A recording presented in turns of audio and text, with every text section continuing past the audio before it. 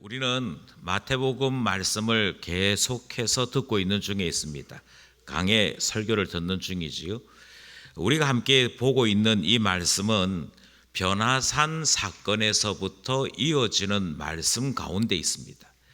변화산 사건이 우리에게 주었던 것은 예수 그리스도께서 영광스러운 분이더라 하는 것을 나타내었습니다. 그런데 그 영광이 무슨 영광이냐 하고 보았더니 예수 그리스도께서 고난받으시고 죽으시고 그리고 부활하시는 것이 예수 그리스도의 본체의 영광이더라 하는 것이 변화산 사건에서 말씀하시는 내용이었습니다. 그리고 우리가 지금 이 본문 말씀을 대하는 것이지요. 그리고 이 본문 말씀 바로 앞에 말씀이 무엇이었는지를 기억할 필요가 있는데요. 그것은 제자들이 겨자씨만한 믿음도 없는 자들이었다 하는 것이 드러나는 사건이었습니다. 예수님은 영광스러운데, 예수님은 십자가를 향하여 걸어가시는 분이신데, 정작 제자들은 겨자씨만한 믿음도 없는 믿음 작은 자다 하는 책망의 말씀이 바로 앞의 말씀이었습니다. 그리고 오늘 본문 말씀을 함께 나누게 되는 것이지요. 오늘 본문 말씀은 두 개의 말씀이 하나로 합쳐져 있습니다. 첫 번째 말씀은 예수님께서 두 번째로 죽임을 당하시고 살아날 것을 예고하시는 순환 예고 말씀이 주어집니다. 이것이 22절에서부터 23절, 그러니까 두 개의 절에 걸쳐 기록된 내용입니다. 그리고 난 다음에 그 다음 본문이 반세겔 사건이라고 이름을 붙일 수 있는 말씀이 등장하는 것이지요. 이건 세금인데요. 예수님께서 세금을 내지 않았다 하고 사람이 찾아왔습니다. 그러자 베드로가 제일 먼저 만나게 되는데 왜 너희 선생은 반세겔 내지 않느냐 하는 꾸중을 들었고, 그 꾸중에 베드로가 낸다 이야기하고는 예수님께 왔는데 예수님께서 먼저 세금 내는 게 맞냐 하시는 말씀이 주어지는 본문 내용입니다. 그리고 예수님께서 이 반세겔에 관한 이야기를 마무리하시면서 저희가 실족하지 아니하도록 내자 하시는 이야기가 두 번째 이야기의 내용이 되는 것이지요. 이 두 개의 이야기를 곰곰이 생각해 보면 이 두 개의 말씀은 다 질문을 받을 수밖에 없는 말씀인 것을 발견하게 됩니다. 곰곰이 생각을 해보면 질문이 저절로 따라오게 되어 있다는 것이지. 저는 이것이 중요하다고 생각합니다. 하나님의 말씀, 특별히 예수 그리스도에 대한 이야기를 그냥 흘러듣지 아니하고 조금만 생각을 해보면 우리가 살고 있는 세상과 너무 달라서 이 땅을 살고 있는 우리가 주님께 정말 이렇게 사는 게 맞습니까? 하는 질문을 할 수밖에 없거든요. 그런데 질문이 없다는 말은 무슨 말이냐면, 질문이 없다는 것은 본문을 꼼꼼하게 제대로 살펴보지 않았다는 것입니다. 아, 그런 일이 있었구나 정도로만 이해하고 이 말씀을 따라 내가 어떻게 살아야 하나를 생각해 보지 않을 때에는 질문이 따라오지 않습니다. 그런데 우리가 다시 한 번 더 이 말씀을 찬찬히 살펴보게 되면 첫 번째 말씀도 두 번째 말씀도 질문이 당연히 따라 붙게 되는 것을 발견하게 되더라는 것입니다. 첫 번째 말씀은 예수님께서 순환당하실 것에 대한 예고 말씀이었습니다. 그런데 이 첫 번째 말씀을 하시고 난 이후에 이 사건이 어떻게 끝을 맺고 있는고 하니 제자들이 매우 근심했다 하는 이야기로 끝을 맺습니다. 그럼 다시 한번 곰곰이 생각해 보십시다. 두 번씩이나 예수님께서 같은 말씀을 하십니다. 두 번씩이나 같은 말씀을 하시는데 결론이 무엇이냐면 제자들이 아, 그렇군요. 예수님이 그래서 예루살렘 가시려고 하시는군요. 이해했다. 이렇게 되지 않더라는 겁니다. 제자들은 여전히 이해하지 못합니다. 이해하지 못할 뿐 아니라 예수님을 따라가야 되나 말아야 되나 이것 가지고 제자들이 몹시 근심했다라고 말씀하고 있는 거죠. 말리면 되지 않느냐? 왜 말렸지요? 예수님께서 처음으로 순환을 예고하셨던 마태복음 16장 21절에 보면 예수님께서 베드로의 신앙 고백을 듣고 난 다음에 비로소 고난 받으실 것을 말씀하셨습니다. 그것이 첫 번째 순환 예고였습니다. 그때 베드로가 그 순환 예고에 대한 말씀을 듣고 예수님, 주께 절대로 이런 일이 미치지 않도록 제가 하겠습니다, 이 말했다가 예수님에게 나쁜 일 생기지 않도록 제가 철저하게 지키겠습니다, 그 말했다가 사탄이라는 소리 들었거든. 그냥 믿음 적다 정도가 아니고 사탄이라는 이야기를 들었기 때문에 감히 그 말도 하지 못하고 제자들이 예수님이 저렇게 예루살렘 가시겠다고, 예루살렘 가셔서 죽으시겠다고 말씀을 하시는데 우리가 뭘 어찌해야 되는지 하는 이야기로 끝을 맺고 있더라는 것입니다. 역으로 뒤집어서 우리는 이 말을 이렇게도 생각해 볼 수 있을 것입니다. 아니, 제자들이 그렇게 걱정하는데, 제자들이 그렇게 싫다는데 왜 예수님은 굳이 거듭해서 예루살렘 가시겠다 하는 이야기를 하실까 하는 질문을 가지게 되는 것이죠. 예수님께서 가시고자 하신다면 그냥 가시면 되죠. 지금 때가 되었어, 이때야, 6월절이 다가오는데 이때 내려가야 돼, 너희들은 가기 싫지? 그럼 있어, 나 혼자 갔다 올게 하시면 되잖아요.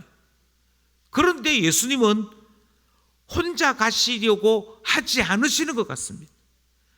제자들에게 계속해서 말씀해 주시고 있는 것이고 제자들이 가지고 있는 그 생각을 바꾸려고 하시는 것을 보게 됩니다. 그래서 거듭 말씀하시는 거죠. 거듭 말씀하시면서 얘들아, 예루살렘 가야 돼. 예루살렘 가서 내가 순환을 당하고 마침내 죽어야 되고 그리고 하나님이 나를 살려주실 것이야, 내가 분명히 말했다, 이 이야기가 되풀이되고 있더라는 것이지. 그러니 우리는 이 본문을 다시 한번 찬찬히 고민해야 됩니다. 왜 제자들이 그렇게도 싫다는데 예수님은 거듭거듭 말씀하시는가? 예수님의 순환 예고는 두 번으로 끝나지 않습니다. 다시 세 번째 등장합니다. 그리고 그것이 현실이 되는 것을 제자들이 묵도하게 되는 것이지. 우리는 오늘 본문 말씀에서 예수님께서 거듭 말씀하신 이유를 발견하게 됩니다. 그 첫 번째는 본문이 시작되면서 나오는 표현에 담겨 있습니다. 표현이 이렇게 시작되고 있지요. 그러니까 22절이 이야기하기를 그들이 갈릴리에 모일 때 예수님께서 제자들에게 순환 예고의 말씀을 두 번째 하셨다는 것입니다. 22절 말씀을 우리 함께 제가 읽어드리겠습니다. 22절입니다. 갈릴리에 모일 때 예수께서 제자들에게 이르시되 인자가 장차 사람들의 손에 넘겨져. 여기서 주목해야 될 것이 있습니다. 뭘 주목해야 되느냐면 갈릴리에 모일 때라고 시간을 한정합니다. 상황을 한정하고 이 말씀이 이어집니다. 우리의 성경이나 우리 한국말에는 갈릴리에 모일 때라는 이 말이 특별한 단어가 아닙니다. 별 의미가 없는 말처럼 여겨집니다. 왜냐하면 제자들은 공동생활을 했기 때문에 늘 모여 있는데 굳이 갈릴리에 모일 때라고 표현하신 이유를, 그 까닭을 이해할 수 없습니다. 그런데 헬라어로는 의미가 조금 다릅니다. 여기에 갈릴리에 모일 때라는 말은 그들이 한 공간에 있었다 하는 의미가 아닙니다. 갈릴리에 모일 때라고 할 때 이 모인다라고 하는 말은 그냥 단순한 모임을 넘어서서 무엇인가를 목적으로 왕성한 활동을 하는 것을 전제한 단어입니다. 우리가 한번 모여봅시다 이렇게 말할 때 그것은 한 공간에 함께 해보자 하는 의미가 아니고 우리가 추구하는 바를 함께 힘써보자 하는 의미를 가지고 있지 않습니까? 바로 그때 사용되어지는 그 의미를 이곳에서 사용하고 있는 것입니다. 제자들끼리 모여가지고 우리 한번 모여봅시다 하고는 그들이 뭔가를 움직이기 시작하더라는 것입니다. 그들이 뭔가를 지금 추구해내기 시작하더라는 것이지. 여기서 예수님은 떨어져 계십니다. 참 이상하게도 예수님은 그들이 모여 있는 그곳에서 예수님은 떨어져 계신 분입니다. 그러면 예수님을 빼고 제자들이 무엇을 위해서 우리 한번 모여보자, 우리 한번 이제부터 왕성하게 활동해보자 라고 했을까 하는 것이지. 그것은 아마도 예수님께서 그 모임에 대해, 그와 같은 단결함에 대해 염려하셨던 것으로 보입니다. 제자들은 뭔가 시작해보려고 하는데, 제자들은 뭔가 일을 내보려고 하는데, 예수님은 그 일 내보려고 하는 제자들에게 얘들아, 인자가 사람들의 손에 넘겨져서 죽게 될 거야, 이 말씀하셨다는 것이죠. 그리고 이 말씀을 하시니까 조금 전까지 왕성하게 뭔가 해보려고 했던 제자들이 그 말씀을 듣고서는 몹시 근심했다라고 이야기한다는 것이지. 그러면 여기에 등장하는 그들이 모여서 하고자 했던 것이 무엇인지를 우리는 추측할 수 있게 됩니다. 예수님의 지금 관심은 예루살렘으로 가는 데 있습니다. 예루살렘에 가서 거기에서 죽으시는 데 있습니다. 그리고 예수님의 모든 관심과 모든 촉각은 그 예루살렘에 가서 어떻게 십자가 질 것인가에 모든 관심이 쏘여져 있습니다. 그런데 제자들은 드디어 때가 되었어. 예수님께서 나라를 회복하실 때가 되었어. 예수님께서 왕으로 드디어 등극하실 때가 되었어. 자, 그러면 예수님께서 왕으로 이 나라를 차지하려고 할 때 우리 제자인 우리들은 뭘 해야 될까?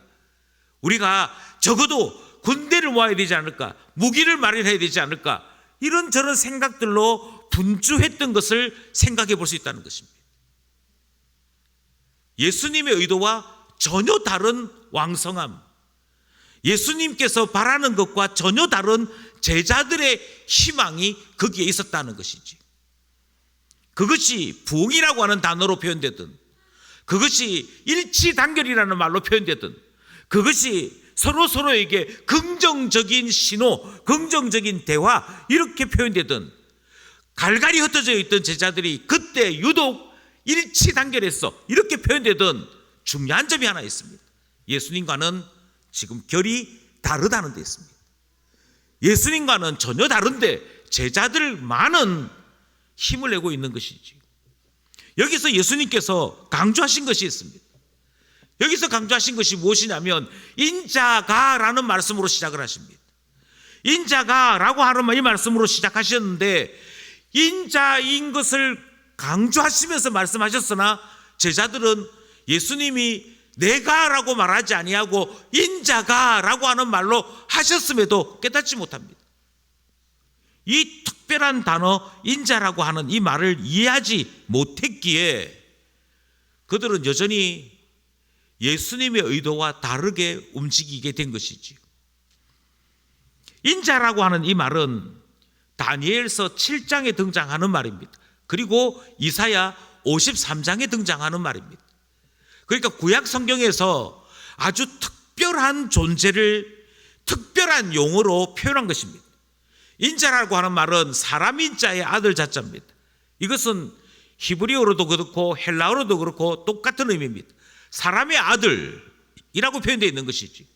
그런데 사람의 아들, 인자 같은 이가 올 것이다. 그 인자 같은 이가 무엇인가를 할 것이다 라고 이야기할 때 다니엘서 7장은 그 인자 같은 이가 이 땅에 와서 세상을 심판할 것이다, 세상에 대하여 호령할 것이다 라고 예언하고 있습니다. 이사야 53장에서는 그 인자가 와서 고난받을 것이다. 그리고 그의 고난을 통해 우리에게는 평화, 우리에게는 치유가 나타나게 될 것이고 구원받는 일이 일어날 것이다. 그 일을 이루는 자가 있는데 그 장차 와서 이 일을 이루는 자를 인자라고 부른다. 이게 선지자들의 예언이었습니다. 그 선지자들의 예언에 따르면 인자는 두 가지 일을 하는 것입니다. 하나는 심판이고 하나는 구원입니다. 그리고 예수님께서 지금 말씀하시기를 인자가 사람들의 손에 넘겨져서 그 일을 하려고 해 라고 말씀하고 있는 것이지. 그래서 성경에 대해서 잘 알고 있거나 하나님의 계획에 대해서 알고 있거나 하나님께서 어떻게 우리를 구원하시기 원하시는지를 알고 있는 사람들이었더라면, 그 사람이 제자였더라면 예수님께서 인자가라고 말씀하실 때 주님, 선지자들이 그렇게 예언했던 그분이 바로 선생님이셨습니까? 예수님이셨습니까? 몰랐습니다. 예수님께서 지금 하시려고 하는 일이 구약 선지자들이 예언했던 그 일을 성취하는 것입니까? 이렇게 호응해야 정상이었다는 것입니다. 그런데 예수님이 내가 이거 하려고 해, 내가 이거 하려고 하는데, 내가 인자로서 이거 하려고 하는데, 이렇게 말씀하셔도 제자들은 왜 또 저 이야기 하시나 그랬다는 겁니다. 그리고는 근심으로 이 이야기는 끝을 맺고 있는 것을 보게 되더라는 것이지. 그러면 지금 제자들과 예수님은 너무도 다른 방향을 보는 거 아니겠습니까? 예수님께서 보고 계시는 인자로서 마땅히 그 예언을 성취하기 위해 예루살렘으로 가시겠다라고 하는 이 관심과 열정이 제자들에게는 보이지 않는 것이죠. 제자들이 보이지 않는 이유는 간단합니다. 그들에게는 예수님이 인자인 것도 관심이 없습니다. 인자이신 예수님께서 이루시고자 하는 구원에 대해서도 관심이 없습니다. 예수를 믿지 아니하는 것이 가장 큰 죄악이라고 하는 것에서도 관심이 없습니다. 그들의 관심은 예수님이 왕이 되셔야 되고 왕이신 예수님 때문에 내가 한 자리 해야 된다고 하는 내 욕심에 관심이 있습니다. 그 욕심이 이루어지지 않을까에 관심이 있습니다. 예, 자기 자신에게만 관심이 있습니다. 자기의 일신, 자기의 삶이 어떻게 될 것인가에 대해 관심이 있는 것이지. 그런데 본문을 가만히 보십시오. 예수님은 이 이야기를 하시면서 이 모든 일이 하나님 손으로 이루어지는 일인 것을 강조하고 계십니다. 제가 헬라어 문법 이야기하는 거 별로 좋아하진 않는데요, 여기에는 신적 수동태라고 하는 문법이 적용됩니다. 인자가 사람들의 손에 넘겨질 거예요. 사람의 아들인데 그 사람의 아들이 사람 손에 넘겨진다고 얘기합니다. 인류의 대표이신데 그 인류의 대표가 사람들을 살리려고 오셨는데 정작 사람들은 그 예수를 넘겨서 죽이려고 한다라고 말씀하십니다. 그런데 이 모든 일들이 그 사람 때문에 일어나는 것도 아니고 인자 때문에 일어나는 것도 아니라 하나님 때문에 일어난다고 이야기합니다. 하나님께서 때가 되어지면 인자를 사람들 손에 넘겨주실 거야. 그리고 그 사람들이 인자를 수치와 모욕으로 희롱하다가 죽이고 말 거야. 그런데 죽은 그 인자를 하나님이 다시 살려내실 거야. 여기에 모든 단어의 주체가 누구냐면 하나님입니다. 이 일의 모든 주체가 누구냐면 하나님께서 그렇게 하실 거야 라고 하는 이야기를 하는 것이지. 그래서 예수님은 하나님이 뭘 하고 원하시는지, 하나님께서 이 일을 통해 어떤 일을 하고자 하시는지를 지금 소개하고 있는 겁니다. 자, 잘 봐. 내가 지금부터 하나님의 명령을 따라 이 땅에 와서 무슨 일을 하고 하는지 보여줄 거야. 하나님이 나를 통해서 어떤 일을 하시려는지를 보여줄 거야. 잘 봐 했더니 제자들이 그 이야기 다 듣고 난 다음에 야, 큰일 났다, 이거 어쩌노 하고는 이 사건이 끝을 맺고 있더라는 것입니다. 우리는 다시금 처음 질문으로 돌아가고자 합니다. 이 본문을 대하면서 아니, 예수님이 제자들이 그렇게 싫다는데, 제자들이 이 이야기를 듣고 근심했다는데 그 이야기를 또 하시네. 만약 이렇게 생각하신다면 우리는 지금 제자들과 똑같은 수준에 있는 존재인 것을 인정해야 할 것입니다. 우리의 수준은 무엇이냐면 예수님께서 우리에게 영생을 주신다네, 예수님께 기도하면 예수님께서 우리에게 병을 고쳐주신다네, 예수님께서 우리와 함께 하시면 만사가 형통하다네. 그래서 예수님 덕분에 내가 누릴 것을 생각하는 것. 반면에 예수님께서 십자가를 지시고 고난을 당하셨고 죽으셨고 그리고 하나님 손에 철저하게 맡겨지신 분이라고 하는 것에 대해서는 예수님이 가시는 거지. 우리는 그 못해. 이렇게 이야기하면서 신앙이 철저하게 내가 할 수 있으면 하는 것이고 할 수 없으면 이미 거부해버릴 수 있는 것으로 생각하는 그 수준에 머물러 있는 것이지. 그게 같은 수준인 것입니다. 같은 수준이다 보니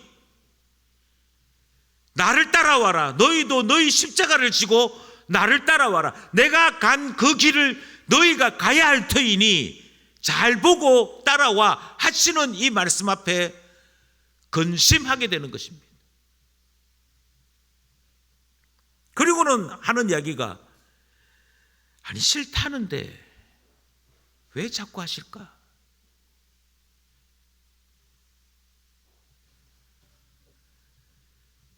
만약 누군가가 아니 목사님 저는 그런 생각해 본 적이 없습니다. 그런 질문 해본 적이 없습니다. 이렇게 말씀하신다면 그러면 우리는 다시 우리 자신을 돌아봐야 할 것입니다. 예수님 가신 그 길을 나도 따라갈 준비가 되어 있는 사람, 하나님이 하시고자 하실 때 아무런 거부감 없이 주님이 하신다면 되는 것이지요. 그렇게 해서 이 일에 질문이 없는 것인지 아니면 주님이 가시든 말든 나는 내대로 살 텐데 뭘 그걸 가지고 고민할까 이 생각인지를 구분해야 하는 것이지요. 우리의 첫 번째 사건이 보여주는 것은 제자들은 하나님을 깊이 믿지 않더라는 것입니다. 죽음으로 이끄신 하나님께서 또한 다시 살려주실 것을 믿었던 예수님과 달리 죽으면 그뿐이지 라는 생각 속에 다시 살려주실 하나님을 깊이 믿지 못함, 예수님의 표현대로 하자면 믿음이 작은 자로 살고 있는 것이죠. 우리는 이 첫 번째 사건을 통해서 인자로 오신 예수님이 하시고자 하는 그 일을 제자들이 이해하지 못하는 것을 보게 됩니다. 우리는 우리 자신을 스스로 구원할 수 없는 자이기에 하나님의 부르심을 따라 이 땅에 오셔서 우리를 대신하여 죽으시려는 예수님의 그 뜻을 이해하지 못하는 것입니다. 하나님께서 행하시는 구원을 이해하지 못하는 것입니다. 그리고는 여전히 내가 할게요, 내가. 죽이 되든 밥이 되든 내가 할게요, 내가. 이 소리를 되풀이 하고 있는 우리의 모습이 여기에 비춰지고 있는 것이지요. 그러니 우리는 첫 번째 사건을 통해서 제자들의 민낯을 보게 되는 것입니다. 두 번째 사건도 다르지 않습니다. 두 번째 사건은 예수님께서 세금에 관한 질문을 베드로에게 하시고 그리고 난 다음에 결론을 이렇게 맺으십니다. 그런데 우리가 세금 내지 않겠다고 그러면 실족할 거야. 그들이 실족할 거야. 그래서 실족하지 않기 위해 그냥 우리 세금 내자 하는 이야기가 두 번째 이야기인 것이죠. 여기서 질문은 이겁니다. 누가 왜 실족한다는 말씀일까요? 도대체 왜 실족하는 일이 일어나게 되는 것일까요? 이것을 조금 더 자세하게 이해하기 위해서 우리는 본문 안으로 조금 더 들어가 보려고 합니다. 먼저 오늘 본문은 구약에 대한 이해가 없이는 이해하지 못하는 몇몇 말씀들이 등장합니다. 제일 첫 번째, 우리 개역 성경에서는 반세겔 받는 자가 나타나서 베드로에게 너희 선생이 왜 세금 내지 않느냐 하는 질문을 하는 것을 보게 되어집니다. 우리의 번역은 반세겔 내는 자라고 소개합니다. 그런데 헬라어 성경 번역본 가운데 번역서 가운데 네슬 알란 28판은 이 본문에 대해서 사본을 여러 차례 조사해 봤는데 대부분의 헬라어 사본들이 반 세겔 받는 자라고 표현 안 하고 반 드라크마 받는 자라고 표기한다고 알리고 있습니다. 드라크마라고 하는 이 말은 헬라 제국에서 사용하던 화폐의 단위 이야기입니다. 그러니까 로마가 쓰고 있고 그리스가 쓰고 있는 화폐 단위가 드라크마입니다. 세겔이라고 하는 것은 유대 사회가 사용하는 동전, 그러니까 화폐 단위이기도 하고 무게의 단위이기도 합니다.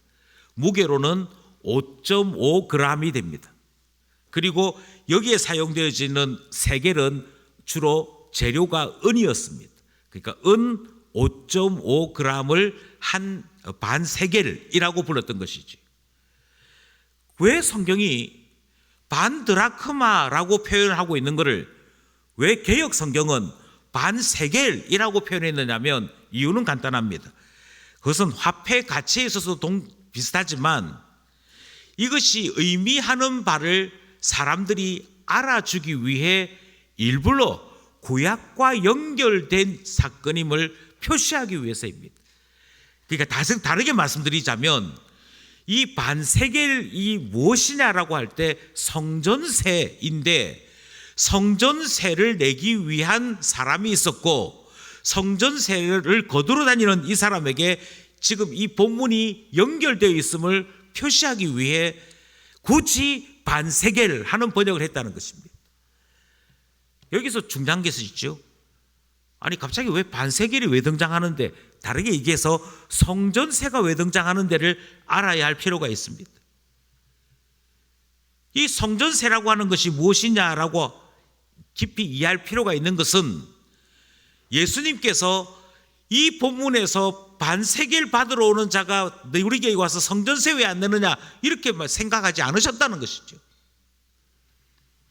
아까도 말씀드렸지만 은 5.5g에 해당되어지는 이 반세겔이 그냥 재료로만 이야기하면 한 8,000원 정도 됩니다. 5.5g의 은을 지금 화폐 가치로 구입을 한다면 그냥 한 8,000원 정도 됩니다. 그런데 이 당시에 반세겔은 어떤 가치 기준이었냐면 장정 한 사람이 3일 동안 일한 가치가 되어집니다. 그러니까 은으로만 보면 8,000원밖에 안 되지만 그 당시에 통용되는 기준으로 보자면 한 사람이 3일 동안 일했다. 지금 시급이 얼마냐 하고 봤더니 시급이 1030원입니다. 1030원을 기준으로 해서 3일 동안 일한 것을 계산을 하게 되면 얼마쯤 되느냐면 24만 720원이 됩니다. 그러니까 반세겔이라고 하는 돈을 지금의 시세, 지금의 기준으로 다시 계산해 보면 한 사람당 약 27만 원 정도, 24만 원 정도를 내야 되는 것이죠. 이렇게 무거운 이 일이 왜 일어나게 되었느냐 하는 것이죠. 이거는 출애굽기 30장을 보셔야 됩니다. 출애굽기 30장에 보면 그 앞에까지 하나님께서 모세에게 성막 만드는 일 말씀하십니다. 성막을 이렇게 만들어. 그래서 앞에 부분의 이야기가 성막에 대한 건축 이야기가 등장합니다. 그 다음에는 성막에서 봉사하는 제사장들 이야기가 그 다음에 붙습니다. 성막 이야기 등장하고 제사장 이야기 등장하다가 그 다음 등장하는 말씀이 무엇이냐면 바로 이 성전세에 대한 이야기가 등장합니다. 부자라고 해서 더 낼 필요도 없어. 가난하다고 안 내도 되는 거 아니야. 모든 사람들은 성막을 통해서 하나님을 만나야 하니 내 생명의 속전을 항상 받아야 하니 다 성전세 내도록 해. 그러면서 등장한 것이 그 성전세는 반세겔이야 라고 말씀하시는 게 등장하는 거죠. 그래서 반세겔 이렇게 하면 유대 사회에서는 당연히 성전세로 부르는 것입니다. 그리고 이 성전세에 해당되어지는 예수님 당시의 화폐가 통용되는 화폐가 반 드라크마였습니다. 죄송합니다. 2 드라크마였습니다. 그래서 디 드라크마라고 표현되어지는 내용이 등장하는 것이죠. 예수님께서 이 이야기를 하시면서 뭐라고 말씀하시냐면, 예수님이 유대인이셨기 때문에 저기 성전세 거두러 오는 사람이 왔구나, 그거 성전세 내야지, 모두가 다 내라고 모세가 이야기했으니 내야지, 이렇게 말씀하셔야 정상이라는 겁니다. 그런데 우리가 가지고 있는 본문도 뭐라고 얘기하느냐면, 그 성전세 반세겔 받으러 오는 자 이렇게 표현 안 하고, 헬라어 성경은 2 드라크마 받으러 오는 사람이 왔는데, 예수님께서 베드로에게 이렇게 질문하십니다. 우리가 세금 내야 되겠니? 이 차이를 이해하시겠습니까? 하나님께서 출애굽기 30장에 성전세를 이야기하실 때는 세금이 아니었습니다. 세금이 아니고 속전이었습니다. 맞아, 우리가 하나님을 만나고 하나님 때문에 구원을 얻지, 그것에 대해서 고백하는 의미, 하나님 때문에 생명을 얻게 되었네, 영생을 바라보게 되었네, 그것에 대한 고백의 의미로, 속전의 의미로 성전세라고 하는 것을 내는 것이었습니다. 세금이 아니었습니다. 그래서 가난하든 부자든 더 낼 필요도 없고 덜 낼 필요도 없고 딱 반세겔 내게 하신 것은 구원이 모든 사람들에게 미쳐야 하기 때문이었습니다. 그러니까 주님, 저 같은 사람도 구원해 주시니 감사합니다 하는 의미로 내어야 했던 것이고, 우리는 이것을 사례라고 부르는 것이지. 하나님 감사합니다, 감사해서 주님 앞에 드립니다, 이 의미였다는 것입니다. 그런데 예수님께서 이 감사함으로 드리는 속전의 의미인 이 반세겔이 시간이 지나가면서 사람들 사이에 이것이 이어지면서 성격이 바뀌어버린 것입니다. 뭐로 바뀌었느냐? 세금으로 바뀐 것입니다. 그래서 갈릴리에 살고 계시는데, 예수님이 지금 가버나움에 살고 계시는데 성전세 받으러 오는 것입니다. 성전 어디냐면 예루살렘이었습니다. 그러면 가버나움에 살고 있는 사람들이 성전세를 내면 그 성전세 모은 것을 가지고 유대 총독인 빌라도에게 그 성전세를 전달하면서, 총독, 우리가 성전세를 모아왔는데 이 성전세 모은 돈으로 성전 관리를 잘 해주시기 바랍니다 하고 전달했느냐? 아니라니까요. 취지는 하나님께서 우리에게 성막을 주셨습니다. 그 성막을 통해 우리를 만나주시고 우리에게 구원을 베풀어 주십니다. 그게 너무 감사해서, 하나님 우리에게 생명을 주심에 감사해서, 우리의 죄를 속하여 주심에 감사해서, 우리가 하나님 앞에 구원받은 자인 것을 감사해서 속전의 의미로 이 반세겔을 드리겠습니다 했던 것이 출발인데, 그 모든 의미는 다 사라졌습니다. 그 모든 의미는 다 사라지고 통치자들이 별도의 세금으로 성전세를 악용하고 있는 것입니다. 그러자 예수님께서 말씀하십니다. 자, 세상 임금이 세금을 거둔다면 누구에게서 세금을 받을까? 왕의 아들에게 세금을 달라고 할까? 아니면 왕의 아들 아닌 타인들에게서 세금 달라고 할까? 대답은 뻔합니다.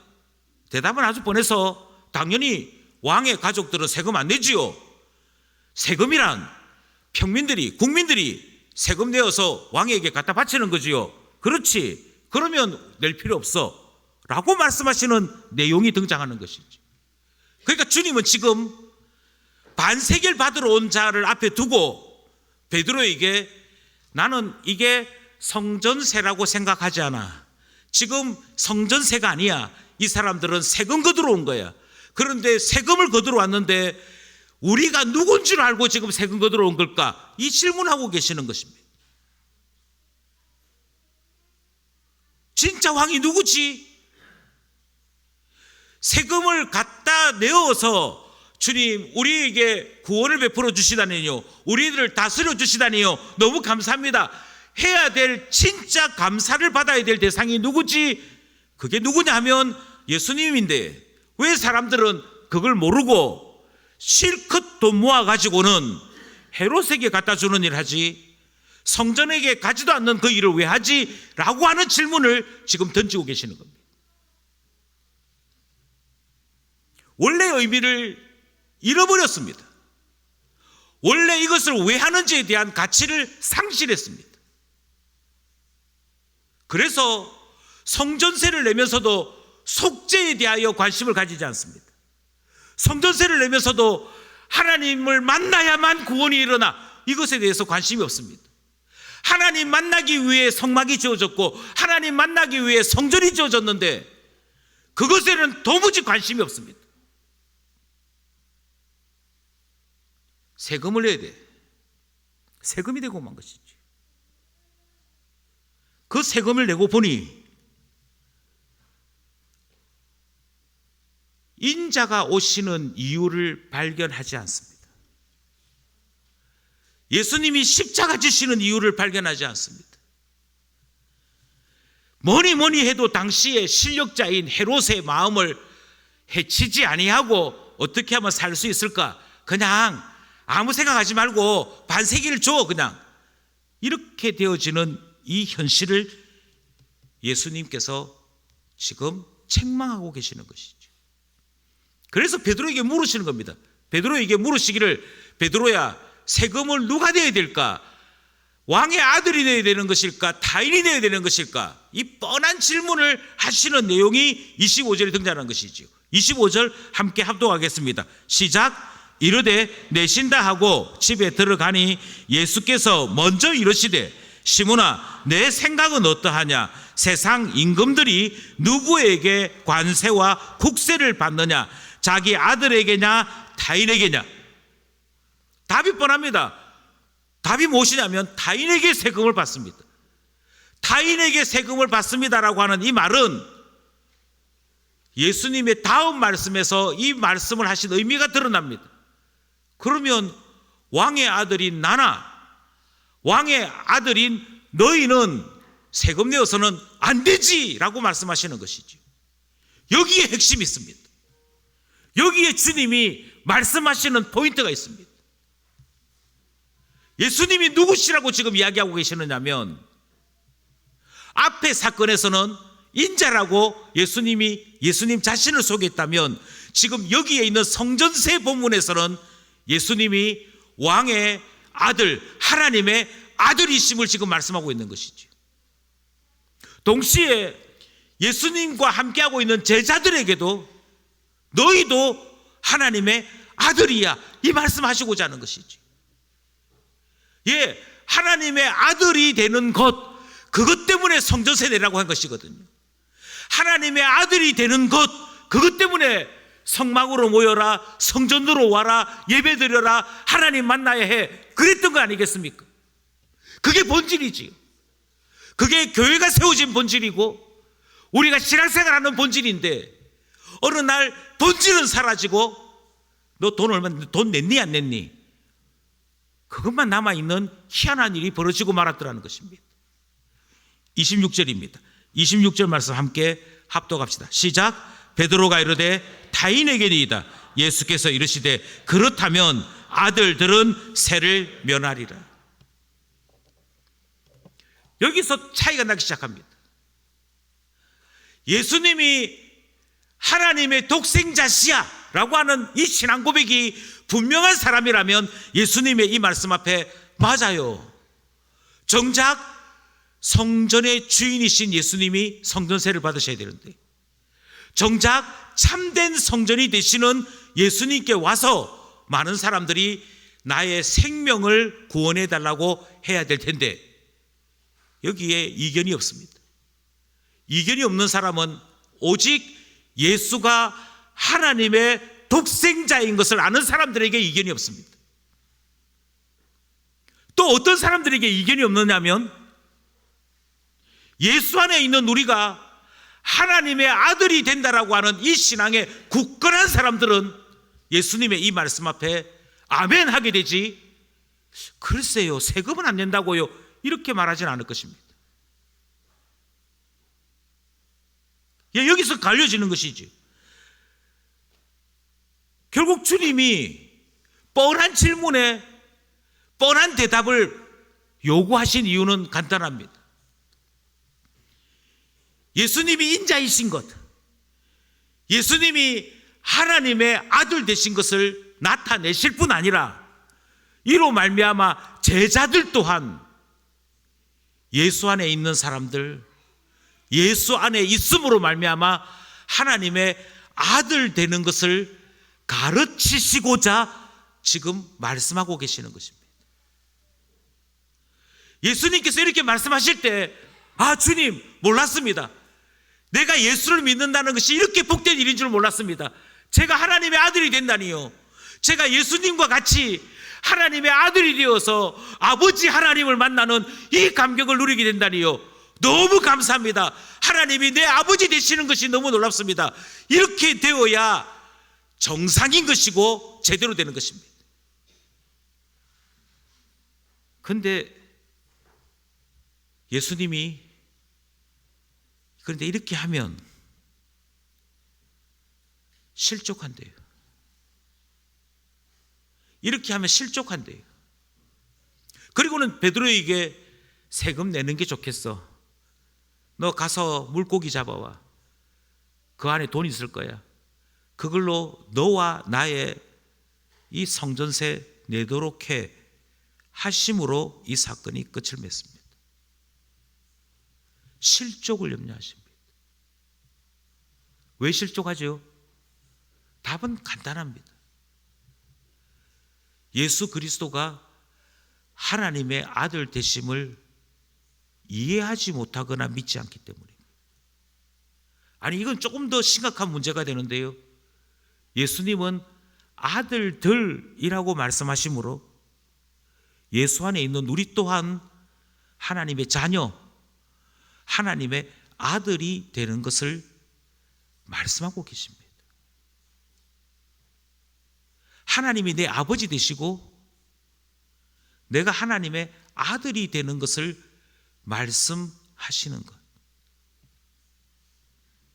이 믿음이 있다면 우리는 하나님과 우리 자신에 대하여 달리 생각하게 될 것입니다. 예수님께서 하나님의 아들 되심에 대하여 다시 한번 생각하게 될 것입니다. 예수님께서 세상 나라에 관심이 없는 것을 분명하게 깨닫게 될 것입니다. 하나님 나라의 주인이신 분이 세상 나라에 무슨 관심이 있겠습니까?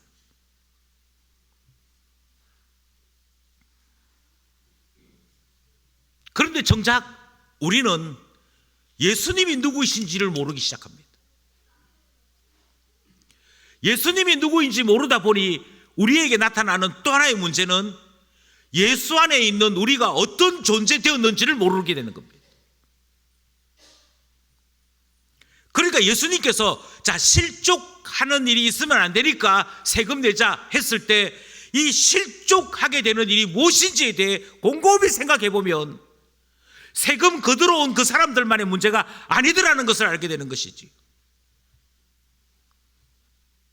누가 실족하게 되느냐면 예수가 누군지 모르는 모든 사람들이 예수님의 이 말씀 앞에 실족하게 됩니다.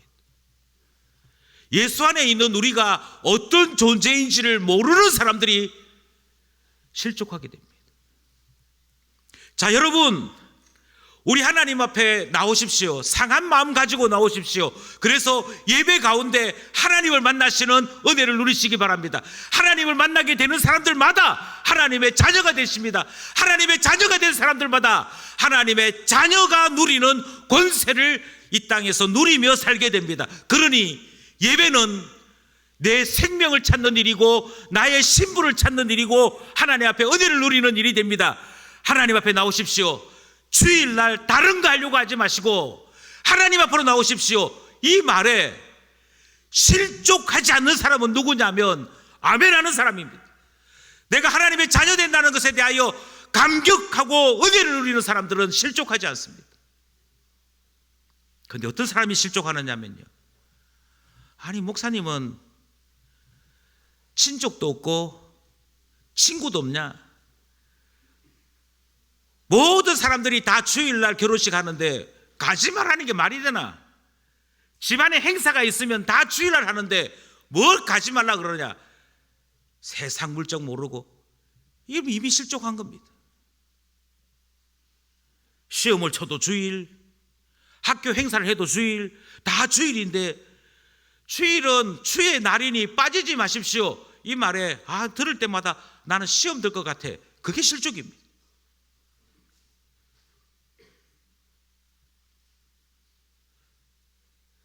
우리에게 생명을 주시기 위해 예수 그리스도께서 예루살렘으로 가시겠다라고 말씀하시는 그 말씀 앞에 매 맞고 수치당하고 죽고 이런 거 싫은데 그게 실족입니다. 그러니 지금 여기에서 말씀하시는 실족하지 않기 위해서 그냥 세금 내자 하는 이 말씀이 지니는 의미를 잘 이해해야 됩니다. 그 실족의 대상은 두 반세겔 받으러 온 사람만이 아닙니다. 우리 선생님 세금 내신다라고 이야기했던 베드로를 포함합니다. 저는 한국 사회에서 이 비슷한 일이 아주 크게 있었다라고 생각합니다. 그건 아마도 목회자에게 소득세를 부과하는 일이었을 것입니다. 목회자에게 소득세를 부과하게 될 때 두 가지 문제가 생깁니다. 첫 번째는 목회가 노동이나 직업이냐 하는 문제가 생깁니다. 두 번째는 목회가 만약 노동이나 직업이라고 한다면 목회자에게 해당되어지는 사례는 그 월급은 어느 정도가 적당하냐 하는 문제가 생깁니다. 우리는 지금까지 목회를 일이라고 생각한 적이 없습니다. 우리는 지금까지 목회를 직업이라고 생각해 본 적이 없습니다. 만약 이것이 직업이라고 해서 월급이라고 한다면 목회자만큼 월급을 많이 받아야 되는 직종은 없습니다. 왜냐하면 모든 일하는 시간대가 다 밤 아니면 공휴일이랍니다. 그럼 계산을 해보십시오. 엄청날 겁니다. 그래도 다 대학원 나왔는데 학벌에 따른 조건까지 다 하자면 엄청날 겁니다. 그러니 우리는 직업이라고 생각하고 내가 이만큼 받아야지, 내가 받는 연봉이 내 자존심인데 내가 이만큼 받아야지 한다면 직업이지 목회는 아닐 것입니다. 그런데 세상 사람들은 목회자가 세금 내지 않으려고 해, 이 말에 하도 시험이 드니까, 게다가 일부 목회자들이 몇 억씩 사례를 받는 바람에 소위 말하는 귀족을 넘어서서 왕족에 가까운 생활을 하다 보니 사람들 사이에 신뢰가 사라지게 되었습니다. 그래서 예수님께서 하신 말씀과 똑같이 적용하기 시작했습니다. 목회자가 이거 직업 아니라고 아무리 이야기하고 아무리 강조해도 이해를 못하니, 교회에서 받는 것은 사례로 받는 것이지 월급으로 받는 것이 아니라고 아무리 이야기해도 이해를 못하니 그냥 세금 내자. 그래서 세금을 내게 되는 것이지. 올해 제 세금은 62만 1,000원입니다. 지방세 6만 2천 합치면 그게 제 세금입니다. 세금을 내는 일이 다른 사람들에게 실족지 않기 위해서 하게 된다는 것이지. 그것은 우리가 주의 종을 통하여서 하나님 말씀을 듣습니다. 우리는 하나님의 일에 수고하게 되었을 때 하나님께서 이 일의 주관자이심을 고백하면서 하나님 감사합니다 하는 의미로 헌금도 하고 사례도 드린다. 이게 우리가 가진 중심이지. 그런데 이것이 되어 있지 않을 때 우리에게서는 실족함이 일어나기 시작합니다. 우리가 누구인지를, 무엇하고 있는지를 잊어버렸기 때문에. 다시금 돌아오겠습니다. 예수님께서 자기 자신을 인자라고 말씀하시면서 예루살렘 가야 한다라고 말씀하셨을 때 알아들어야 했습니다. 예수님께서 우리를 구원하시려고 인자로서 예언을 성취하려고 하시는구나. 그걸 아는 사람들은 예루살렘으로 내려가시는 예수님의 걸음에 감동받습니다. 감격합니다. 이렇게 해서 구원이 일어났구나에 대해 고백하게 됩니다. 이 죄인을 사랑하시다니요. 그렇게 되지 않겠습니까?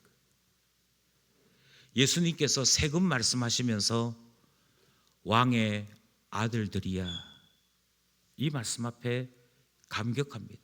아, 내가 예수 믿었더니, 내가 예수님 안에서 살겠다고 했더니 예수님과 같이 내가 하나님 자녀가 되었구나.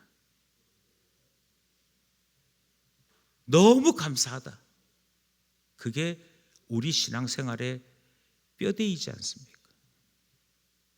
중심이지 않습니까? 그러나 너무나 안타깝게 우리의 신앙생활이 계속되면 계속될수록 이 감격을 잃어버립니다. 어느샌가 성전세는 속전이 아니라 그냥 세금이 되고 말았습니다. 어느샌가 예수님께서 예루살렘으로 가야 한다 말씀하실 때 제자들은 근심하는 것으로 끝나고 마는 것을 보게 됩니다. 아니요, 본질을 놓쳐서 생긴 일입니다. 저는 이 시간 이 말씀을 전하면서 다시 한번 더 이 말씀을 따라 권면하고 싶습니다. 예수님이 누구이신지를 놓치지 않기를 바랍니다. 예수님은 우리를 살리기 위해 자기 자신을 주셨습니다. 그로 말미암아 우리가 구원 얻게 되었습니다. 우리가 구원 얻게 된 것은, 죄인인 우리가 생명 얻게 된 것은 나를 위하여 자기 자신을 주신 예수님 때문입니다. 그러니 놓치지 마시기 바랍니다. 다시금 거듭 말씀드립니다. 예수 그리스도가 누군지를 알 때 내가 누구인지를 알게 됩니다. 예수 안에 있는 내가 발견되어져야 참 신앙이 시작되게 됩니다.